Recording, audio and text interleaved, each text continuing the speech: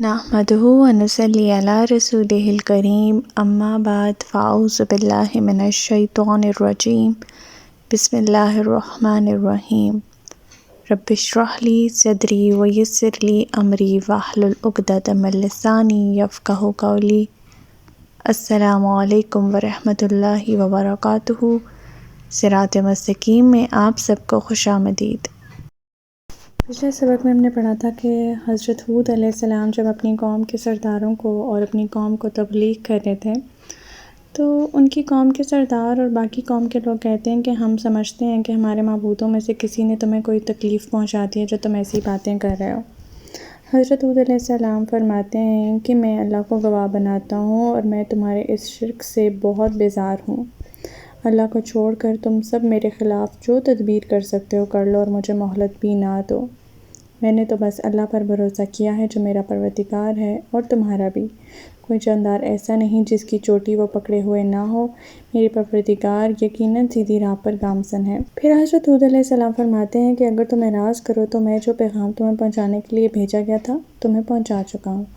اب میرا پروردگار تمہارے علاوہ دوسروں کو تمہارا جانشین بنائے گا اور تم اس کا کچھ بھی نہ بگاڑ سکو گے۔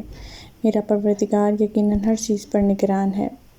پھر اللہ تعالیٰ فرماتے ہیں کہ جب ہمارا حکم یعنی عذاب آ گیا تو ہم نے ہود علیہ السلام کو اور جو لوگ اس کے ساتھ ایمان لائے تھے انہیں اپنی مرضی سے نجات دی اور سخت عذاب سے انہیں بچا لیا۔ اللہ تعالیٰ فرماتے ہیں یہ قوم عاد کی اجڑی ہوئی بستیاں ہیں۔ ان لوگوں نے اپنے پروردگار کی آیات کا انکار کیا اور اللہ کے رسولوں کی نافرمانی کی اور ہر جابر سرکش کے طریقے کی پیروی کرتے رہے۔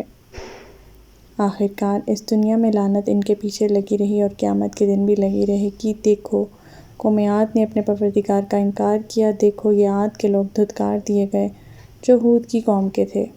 ہمارا آج کا سبق آیت نمبر 61 سے لے کر آیت نمبر 65 تک ہے، تو آج کا سبق شروع کرتے ہیں۔ بسم اللہ الرحمن الرحیم۔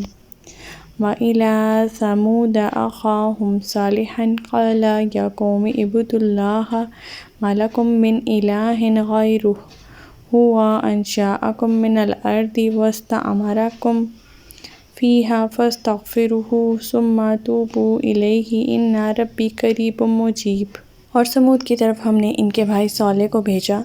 اس نے کہا اے میری قوم اللہ ہی کی عبادت کرو جس کے سوا تمہارا کوئی الہ نہیں۔ اس نے تمہیں زمین سے پیدا کیا اور اس میں آباد کیا، لہٰذا اسی سے بخشش مانگو اور اسی کی طرف رجوع کرو۔ بلا شبہ میرا پروردگار قریب ہے اور ہر ایک کی دعا قبول کرنے والا ہے۔ یہاں فرما رہے ہیں کہ پہلے آدم علیہ السلام کو مٹی سے پیدا کیا گیا، پھر اس کی تمام تر ضروریات زندگی اسی زمین سے وابستہ کرتی اور اسی پر تمہاری آباد کاری کا بندوبست کیا۔ اللہ تعالیٰ فرما رہے ہیں کہ ان سے پوچھو کہ اللہ تعالیٰ کے ذات کے علاوہ کس نے اس زمین کو پیدا کیا ہے؟ تمہارے معبودوں نے ایسا کون سا کام کر لیا ہے جو تم ان کی پرستش کرتے ہو؟ اگر تم اللہ کو خالق اور رازق ہونے کو تسلیم کرتے ہو پھر تمہیں اللہ ہی کی طرف رجوع کرنا چاہیے، اسی کی اطاعت کرنی چاہیے اور اسی سے اپنے گناہوں کی معافی مانگنی چاہیے۔ آیت نمبر 62۔ قالوا یا صالح قد كنت فینا مرجوا قبل هذا اتنہانا ان نعبد ما يعبد آباؤنا واننا لفی شک مما تدعونا الیہ مریب۔ وہ کہنے لگے صالح اس سے پہلے تو ہماری امیدوں کا سہارا تھا، کیا تو ہمیں ان معبودوں کی عبادت کرنے سے روکتا ہے جنہیں ہمارے آباء و اجداد پوجتے رہے؟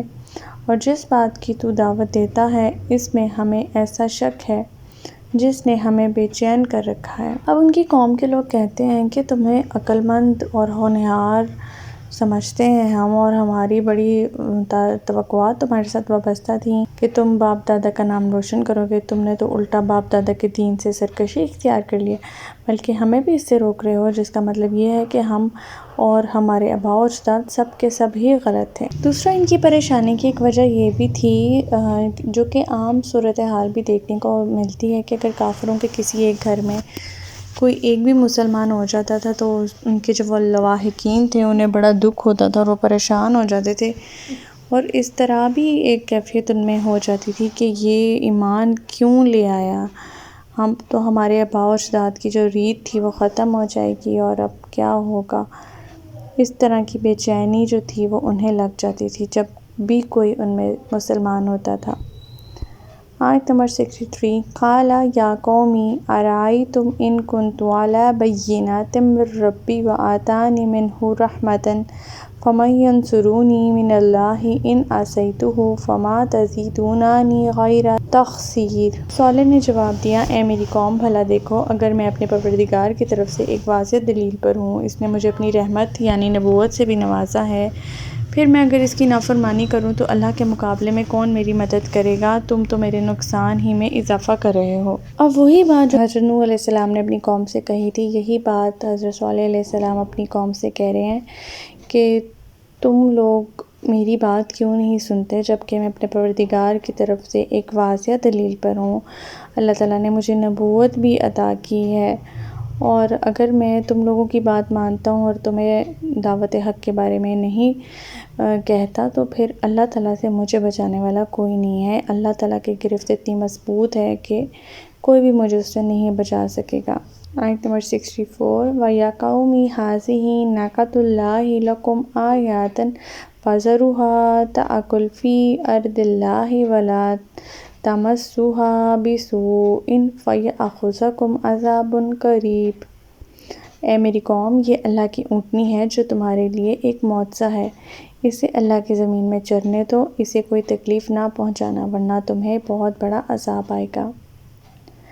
اب اس قوم نے بھی جو ہے وہ معجزے کا مطالبہ کر لیا کہ ہم تو تبھی ایمان لائیں گے جب اس پہاڑ سے ایک حاملہ اونٹنی برآمد ہوگی اور وہ ہمارے سامنے بچہ جنے گی۔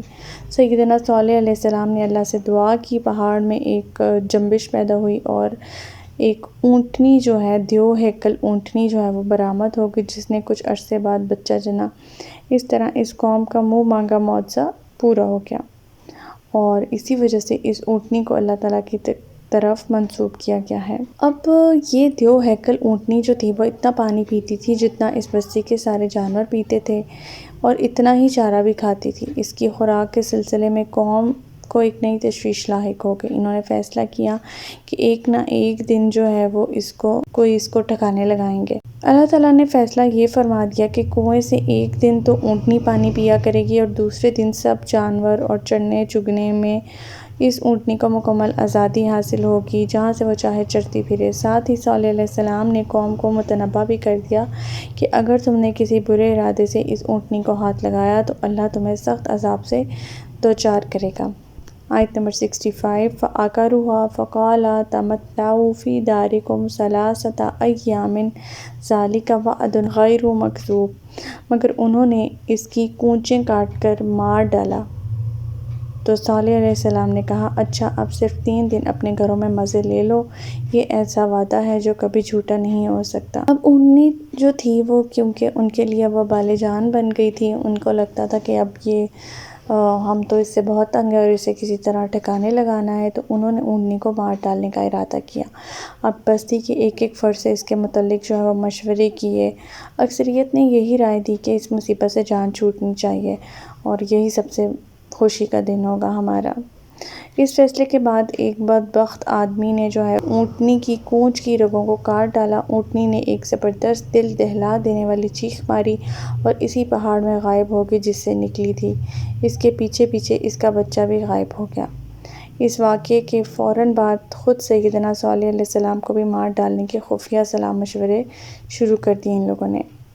اب 3 دن کے بعد جو عذاب آنے کا حضرت صالح علیہ السلام نے کہا، کیونکہ اللہ تعالیٰ کا یہ قانون ہے کہ اگر کوئی قوم کسی نبی سے کوئی خاص معجزے کا مطالبہ کرے اور وہ معجزہ بھی ادا کر دیا جائے، پھر بھی اگر وہ قوم سرکشی اختیار کرے تو اس پر عذاب الہی نازل ہو کر ہی رہتا ہے۔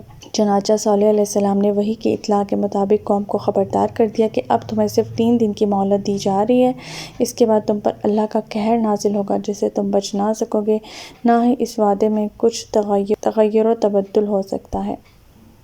تو ہمارا آج کا سبق یہیں تک تھا۔ اللہ تعالیٰ سے دعا ہے کہ اللہ تعالیٰ قرآن پاک کے احکامات بھی ہمیں عمل پیرا ہونے کی توفیق عطا فرمائے۔